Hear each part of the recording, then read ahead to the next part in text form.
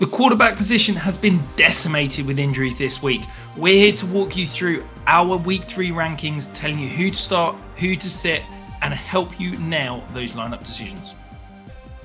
We're going to kick things off with our superstar tier. It is just the two guys yet again this week. Lamar Jackson, absolutely balling out at the moment. Of course, Josh Allen as well. We are recording this before the Thursday night game. Tom, these two are just in a world of their own at the moment.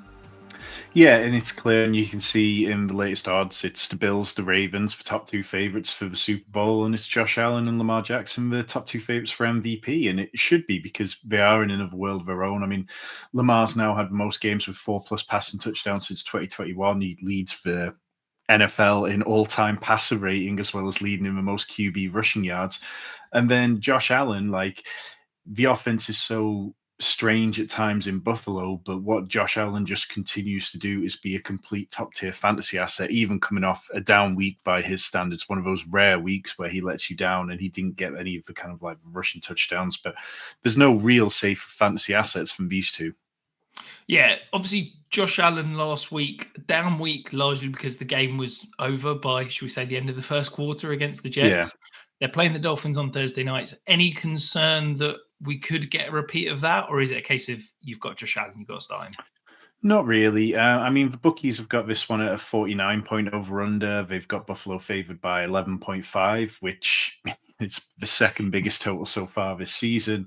And the Dolphins, they've allowed the second most fantasy points to quarterbacks, fifth most to running backs, and the 11th most tight ends. The only reason their points allowed to wide receivers, which is 19, doesn't look more appealing is because they played the Patriots last week, who don't really have any wide receivers, as we'll get to in the wide receiver video. But yeah, I think that the Bills can pretty much do what they want. I really like the running backs on both sides of this, but I'd have no qualms about starting Josh Allen. Perfect. And then we're going to move across to our A tier. Feels like this has seen a lot of change this week. Some guys dropping up. Obviously, we've got Jalen Hurts, Patrick Mahomes. Who'd have thought they're two of the most rush-heavy quarterbacks in the league through 2 weeks? Is this the Patrick Mahomes we're going to expect to see, or do you think they're going to lean into the pass a bit more? It's a little bit weird. We're kind of seeing playoff Mahomes at the minute in the regular season. The whole, I'll do it myself, I'll rush. The amount of scrambles he's taking on is way higher than we used to seeing at this point. But when you look at the offense, without Xavier Worthy, without Rashee Rice, with Marquise Brown coming in and out of the game, it's no wonder he has to do it because Travis Kelce gives him virtually nothing as well. But Mahomes has been pressured at a 23.7% rate over expected, which is a league high. So even though the offensive line looks a bit better than last year, he's still waiting for things to develop, not necessarily seeing it. And then he is taking off and scrambling, and that's why he leads the league with 13 scrambles and 123 yards. If he keeps that up, it's going to be great for fantasy. We've whinged at times that he wasn't particularly great for fantasy. It would be nice to see it going through the passing game, but if we have to take it through the rushing, then fine. Jalen Hurts is just a complete enigma because his ADOT is just ridiculous. He's had no, this was a stat via The Athletic, he's had no passes between 10 and 19 yards downfield and only 2 over 20. It's just absurd that they're just doing what they're doing. And because it's so run heavy, it's not leading to massive days for Jalen Hurts unless he gets in on the push touchdowns. And sooner or later, if you're not getting any passing yardage, you do need to run pure on those touchdowns. So I do have slight concerns about him. Against the Rams this week, I think it should be a competitive game. It was one of the best playoff games. But look, I mean, it says a lot that Patrick Mahomes is even up to 4th in our ranking after, for a little while, it was kind of like, is he still a top 10 quarterback for fantasy? Yeah, absolutely. It's been an interesting start to season for both of those two. Also, the Eagles, 5 touchdowns scored this year, all of them on the ground. I think at some point we're going to see some regression and start seeing some passing touchdowns scored. We've got Jayden Daniels up next. We've penciled him in here. It's potentially looking like he might not play. If you are starting Jayden Daniels this week, I think you need to make sure you've got a backup plan because sounds like, Tom, the Commanders are preparing that Marcus Mariota is going to start. Yeah, there was plenty of talk today on Wednesday that they're giving Marcus Mariota a full week of practice, letting him be the starter, and Jayden Daniels won't even practice till Friday. So maybe if you're watching this on Saturday, you've got a better idea than us. But I remember back to last year when Jayden Daniels got a bit banged up, and the first thing that he did was stop rushing. So there's a part of me that's concerned that if we lose that from him at a time where Terry McLaurin looks pretty ropey and hasn't really settled in yet, that Jayden Daniels' fantasy value could start to dip. So I'm not at full-blown panic stations, but I'm definitely a little bit concerned. Yeah, absolutely. Two players that have been absolutely balling out so far this year. Dak Prescott playing some of the best ball of his career, throwing it all over the yard last week. And then Baker Mayfield, they have jumped up into this A tier. Are you confident in them this week?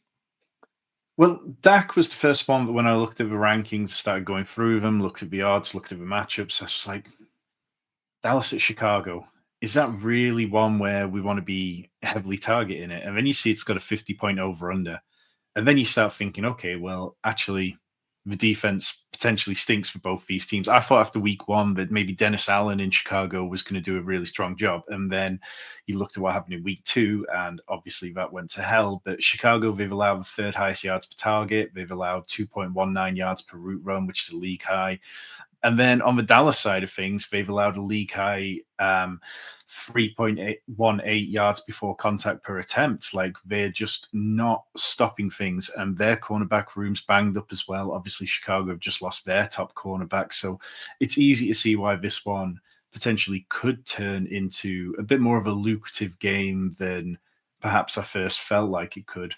On Baker, yeah, I mean, we said this last week, like all off season, all summer, it's like, okay, Baker can't keep getting away with it. He can't keep running pure. And then he keeps getting into these matches and games where he does run pure. And I think that because Tampa's defense has given up a lot of passing yardage as well, that's helping. Now, the big problem here is that Tyrod Taylor is potentially going to be on the other side of this game, which isn't going to push Tampa as much. So maybe Tampa look to establish the ground game, which has been a problem. But Tampa are also without their top two tackles, which could be problematic. So I've got a little bit of trepidation about this one, but ultimately I just think Baker has enough around him that he should be fine. Yeah, it's kind of hilarious, isn't it? We said in the offseason, Baker's got to regress. Two numbers particularly, 7.2% touchdown rate last year. That's completely unsustainable. So far, he's at 7.1% this year. And then the rushing, he was up, a career high in terms of both rushing, but particularly yards per attempt. He was up at 6.3 yards per attempt last year. He's currently averaging 9 yards per attempt this year. So, yeah, numbers we're expecting to regress, currently holding firm. But yeah, I'm a little bit lower on Baker. I'm a little bit more nervous that those could regress, but I think you've got to ride the hot hand as you've got it. If you are joining us for the first time, you've not hit the subscribe button. We are doing these ranking shows every single week.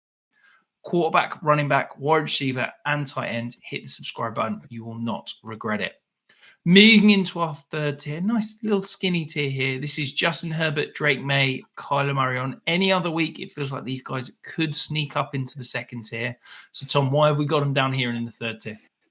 Well, maybe Justin Herbert should be ahead because the Broncos defense last week, we were here talking about how Daniel Jones was facing a really difficult matchup, and then Daniel Jones goes out and has a great game against them. Maybe Denver find their footing this week. Divisional matchups can always be a little bit tricky, but I've got plenty of confidence in Justin Herbert. I'd be completely fine starting him. I mean, the Chargers are still first in pass rate over expected, and this is a really condensed offense. Nothing is going to the tight ends. They throw to running backs at a 12% rate, which, for reference, that's exactly the same as the Ravens are throwing to like Derrick Henry, Justice Hill. That's a very low number. It's all just going to the wide receivers. And the wide receivers are all players that we like. Ladd McConkey, Keenan Allen, and even Quentin Johnston. They're making it work. So I think that there's plenty of reason for optimism in Justin Herbert. We're seeing him use his legs a little bit. And I think that this is going to be just a really fun matchup. As far as Drake Maye, last week we talked about needing to see him rush more after a career low 11 yards in week one. And last week you saw him scrambling around a bit more, looking quite settled in a unexpectedly fantasy-friendly game. So this week, it would be nice to see him build on that. Of course, Drake Maye is playing against the Steelers, who, I mean, let's be real, the Steelers' defense has just been terrible so far. They surrendered 12 explosive plays to the Seahawks in week two. They've been awful against the pass. They've allowed a league high 11.1 yards per target. They're second in yards per route run allowed. And on the other side of it, New England's defense also has been awful. So if this can turn into a bit of a shootout, I feel very confident in Drake Maye. And then just on Kyler, it's not been as pretty as we'd like. We're not seeing as many targets going to Marvin Harrison Jr. as we'd like. But against the Niners, like, this is a real chance to get one over the beaten up 49ers. And I think that Kyler Murray is looking okay enough that I trust him to call him an automatic starter. And this is kind of the end of those automatic starters. Yeah, absolutely. I think, the Justin Herbert numbers, I was listening to Matt Harmon earlier this week, and he was saying that the wide receiver core, it just complements each other perfectly. The three of them all have slightly different skill sets, and it just makes Justin Herbert's life so much easier. So, yeah, love Justin Herbert this week. I do have him in the tier above. He's my QB7 this week, Tom. You're the one dragging him down into the third tier. He's your QB9. Drake Maye, I'm a huge Drake Maye fanboy, and I think this is going to be a huge week after, as you said, that Steelers defense. For Kyler, I write up every single fantasy relevant player for our Discord members every single week, both a stat and film-based review. And Kyler's and Marvin Harrison Jr. are the two that give me the biggest headache every single week at the moment. Like, on paper, it should work. Yeah. On film, it should work. But it just doesn't. And I can't quite grasp why it's not working. And it just feels clunky. I don't know if it's the offense. I don't know if it's their chemistry, the routes they're asking Harrison to run. Like, it just doesn't feel, and it just feels like for Kyler, it's not easy. It's forced constantly. And I just wish that, I don't know if I don't know what it is, but it feels like it's the offense just needs some easier answers, some quick answers, some easy, simple plays that Kyler almost doesn't have to think. Maybe it's Kyler is the issue and those plays are there. He's just not utilizing them, but it's just clunky. Yeah, you can't argue with the facts. The fantasy stats are decent, but it just feels like it could be so much more. Yeah, totally agree. Moving into our fourth tier, these are kind of boom bust potential starters in a 1 QB league, or you kind of got to start them in a Superflex league. We've got Caleb Williams, the MVP potential in Daniel Jones, Jordan Love, Jared Goff, Bo Nix, and Michael Penix. Tom, where do you want to start in this tier? Well, let's start with Caleb Williams, because I think a lot of people are going to be too worried to start him. And, he is a top 12 quarterback this week in not just our rankings, but also Fantasy Pros expert consensus rankings, which are, 200 different industry experts putting them together. And that might shock people because Caleb Williams has been pretty damn ropey to the point where I think if you got him in Dynasty, you're probably starting to feel a little bit twitchy. But it goes back to what we're saying. The Cowboys cornerback room is very beaten up. We know the Cowboys are going to come out and they're going to play with the aim of putting up plenty of points. And this one with a 50-point over-under, it's kind of hard not to. And Rome Odunze does look like he's taking a step forward. So Caleb, it might not be comfortable, but I think you kind of have to just hold your nose and play it this week. Indiana Jones just rolls on to another week after last week. Like, I was so impressed with Daniel Jones doing what he did against the Broncos. Like, it's one thing to go out and do what he did in week 1 against Miami, but last week he was blitzed on a career high 71% of his dropbacks, and he completed 16 of 25 passes for 265 yards and a touchdown. He leads the league in yards per attempt. He's scored at least one rushing touchdown every week. Like, we just have to trust the Daniel Jones experience until it goes wrong. When it does go wrong, it'll probably go categorically wrong. But for now, I'm okay with it. Is there anybody else who kind of stands out to you massively in this tier? I think firstly on Daniel Jones, look, 1 week is random, 2 week is a trend. Like, yeah, okay. I'm not, sticking Daniel Jones up in, our S tier, A tier based on the points he's produced through 2 weeks, but we have to start believing in it. And he's a rock solid starter right now. Yeah, and playing against the Titans this week, we should mention, like, the Titans, I think that their defense doesn't get as much respect as it deserves, but it's definitely not scary. So, yeah, I have no qualms putting him in as a top 12. Yeah, the one player I want to kind of briefly touch on is Bo Nix. Now, through 2 weeks, I'll be honest, I've been really disappointed with Bo Nix, the passer. I think that he's not taken a step forward from his rookie year. You normally see the natural progression of someone comes in as a rookie, there's a lot of training wheels on the offense, but into that second year, those start to get removed and they start to be allowed to kind of free their wings slightly. That's not the case with Bo Nix. Like, this is still a weird, clunky offense in terms of they're running play action at one of the lowest rates in the league. Like, they're not allowing him to go out and play good football and win the games. And it just feels like the handcuffs are still very much on Bo Nix. And that leads to a clunky feeling offense. So I haven't quite decided if this is Bo Nix disappointing, playing badly and not kind of taking that step forward, or whether it's Sean Payton holding the reins perhaps too tightly and not allowing Bo Nix to kind of play like he could. Yeah, I believe he's PFF's lowest graded quarterback through 2 games, which, says a lot. And he currently leads the league in check down rate of 15%.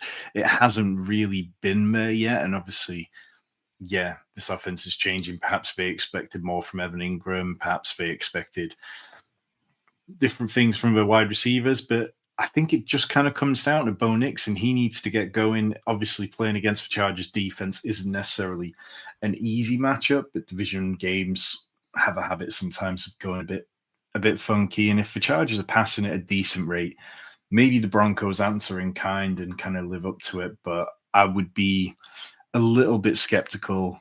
I think people probably want us to at least mention Jared Goff, because coming off last week, which was just a crazy game for Jared Goff, plays the Ravens. I think this one's in Baltimore, which makes me a little bit nervous for Jared Goff, because we know Jared Goff's home road splits, his inside-outside splits can be a little bit different. The Ravens have really cultivated this fantastic primetime sort of crowd in Baltimore, and I'm not sure it's necessarily going to come too easy. But I think in Superflex, Jared Goff is definitely an easy click for the second start, because this is the highest over in the week at 51.5. Yeah, I think in Superflex, you if you've got better options, you're in a great position. But realistically, you've got to start him. But in 1 QB, I'd be targeting someone with a better matchup, or someone that is potentially available on some sort of waiver wires. Before we move into our next tier, though, if you have got any start sit questions, trade questions, whatever you want answered, get them in the comments below. Tom and I will answer 100% of questions we get all the way up to kickoff on Sunday. The next tier, I'm going to rename this the head-scratching tier. This is a bunch of guys that I don't know what to make of them through 3 weeks. And then the 2 backups that have been thrust into starting roles. CJ Stroud, Trevor Lawrence, Geno Smith. Some of the best throws you have seen this year on film have been made by those 3 guys, but some of the worst have also been made by those 3 guys. Are you comfortable starting any of those 3 in a Superflex, or is it a case of you've got to hold your nose and dive in just because of the name value, but ideally you'd have a better option? CJ Stroud just isn't a fantasy football quarterback. I think we've seen enough by now. There is no ceiling there. Yes, last week he did a little bit of rushing, which possibly helped things, but he's rarely given you ceiling performances. So I struggle with him. Trevor Lawrence. Can we free up Nico Collins? Like, the problem in Houston at the moment is that the offensive line is bad. Okay, they are not good. We've had issues week 1 with the tackles. Which is weird when you trade away your all-pro left tackle. I thought that they'd get better. Yeah, but we had issues with the tackles in week 1, and then the interior was horrendous against a banged-up D-tackle room in Tampa. Just weird. And yet they're sending Nico Collins on these really complex deep routes. Like, just get the ball in his hands early. Can we see some screens? Can we see some quick slants? Can we see some sort of manufactured touches to make CJ Stroud's life easier and Nico Collins' life easier? And hopefully that'll bring fantasy success. But that's kind of run over. So Stroud and Lawrence are playing each other, and Lawrence feels like a slightly easier click regardless of where the rankings are, just because what we're seeing from Trevor Lawrence is good play. It's just a shame that Brian Thomas doesn't seem to want to catch the ball right now, and Travis Hunter isn't being used in a creative way. Like, they're really limiting what he can do in a way which is going to prevent him from scoring good fantasy points, which will help Lawrence. But I think that this is a game that if I can avoid, I probably do just want to avoid because it's got a 44.5 over under, and I could see this one hitting the under. And where are you confidence levels with Jake Browning and Mac Jones? Both played, pretty well last week when forced into starting duty. We've seen both of them, Mac Jones last year in Jacksonville, Jake Browning previously in Cincinnati, play well when they've been forced into the lineup. If you're scrambling around because you've had a Joe Burrow injury or something like that, are you comfortable clicking their name on Sunday? Yeah, I think so, because, we've seen enough from Jake Browning that it's kind of easy to know what this offense is going to look like. It was 2023 when he started 7 games, and he had some moments. You go back, and Ian Hartitz, friend of the channel, put out on Twitter recently, Jake Browning has the same amount of games with 320 passing yards since the start of 2023 as Patrick Mahomes has. So there's that. There's the side that, the weapons are too good for him to fail. There's the fact that he's been in that system all that time and knows the system, knows the coordinator, knows the staff. And Joe Burrow, let's be real about this, wasn't exactly playing particularly well, not just against Jacksonville, but in week 1 as well. But Burrow was 3rd lowest in yards per attempt on 43 dropbacks behind Spencer Rattler and Bryce Young. He wasn't particularly getting it done. Jake Browning came in and actually looked better. Yes, he turned the ball over more, but we don't care about turning the ball over for fantasy football purposes if you're going to stay on the field, because that just tends to lead to the other team getting the ball, having more plays, forcing you into more of a hurry-up situation. As far as Mac Jones, Cincinnati against Minnesota, that's one which could have been a lot more fun if McCarthy was out there. Now the fact that we're going to have backups on both sides does bring down a little bit of interest in it. But Mac Jones, it was very much, I'm going to play the Kyle Shanahan system and I'm not going to screw it up. He only attempted 1 deep throw last week. It was all just very much, I'll get the ball out on time and I'll do what I need to do. But against the Cardinals, I think that they can send some creative looks, which might give him some issues, but I don't worry enough where I wouldn't be comfortable starting him. Yeah, I think Mac Jones is the perfect super flex quarterback if you're perhaps a favorite and you're just like, do you know what? Give me 10 to 15 fantasy points and I'm happy. If you're, chasing for upside, perhaps the other team's got a nicer lineup and you're looking for that ceiling play, I'm probably looking elsewhere than Mac Jones because I don't really foresee a world where he's going to crack 20 fantasy points. But you're just hoping for, some solid, reliable production and hope that the rest of your roster can carry to the win on Sunday. Moving into our final 2 tiers, we have got let's call this the sad sack tier. Sam Darnold, Bryce Young, Russell Wilson, and then Matthew Stafford. Russell Wilson absolutely lit it up last week, throwing the ball deep, much like Seattle Russell Wilson. Do we think that the Giants have unlocked something and we're going to see him pushing the ball downfield at a ridiculous rate every week from now on? I don't know. Maybe it's part of what we've talked about already with the Cowboys and their secondary just being completely beaten up. But this week against the Chiefs, if Russell Wilson can get a win here, then all of a sudden we go from last week saying he could get benched imminently to going, okay, is Jackson Dart going to get on the field at any point this year? I think that's the kind of importance of this game for him. The Chiefs, they've been second in pass rate over expected, so that can keep the tempo up and keep this as a pass-heavy one. As far as Russ, we get to this point with quarterbacks, and I'm always just worried we're going to turn into a pumpkin again. There wasn't anything necessarily. We know Russ has got a great moon ball, but when I watch that, I didn't necessarily think this is a guy who's not going to give me any worries through the rest of the season again. And the Chiefs, they have enough up front with Chris Jones that they could disrupt him somewhat. Yeah, I think the thing to note briefly with the Giants is that Andrew Thomas looks like he's probably going to play this Sunday. He got a good amount of practice on Wednesday as we are recording this. It's looking like him returning. He's one of the best left tackles in the league. That would be a huge bump to Russell Wilson and this entire offense heading into this week's games. The final tier, we can probably gloss over some of these. Cam Ward, Aaron Rodgers, Carson Wentz, Tua, Joe Flacco, Tyrod, Spencer Rattler. If you are scrambling around, desperate for a quarterback, Tom, you've lost Joe Burrow, potentially lost Justin Fields, You need to hang your hat on one of these guys. Where is that going to be this week? I mean, look, people don't want to hear it, but Carson Wentz, he had some points in the Sean McVay offense where they were using him on designed runs. Now we know the Vikings, the Rams, there's a lot of crossover between them. Could Carson Wentz be used on some design runs? Maybe. Could Carson Wentz also commit a few horrible turnovers? Very possibly. Maybe there's a path for that. And then Aaron Rodgers, because of what I mentioned before, that the Steelers defense has been awful, but New England's defense has also been awful. So perhaps there's potential for him to go in there and kind of try and prove that week 1 against the Jets wasn't just a complete fluke. Yeah, it does feel like that. I'm going to hang my hat on Tyrod Taylor and say that I think he's actually a better pocket passer than Joe Flacco. I think the Jets probably going to be playing from behind. Maybe Tyrod Taylor can have some decent fantasy production, and he's probably set out for free on your waiver wire right now. That is it. Quarterbacks 1 to 32 ranked perfectly. Go and set your lineups. Remember, if you've got any questions, get them in the comments below.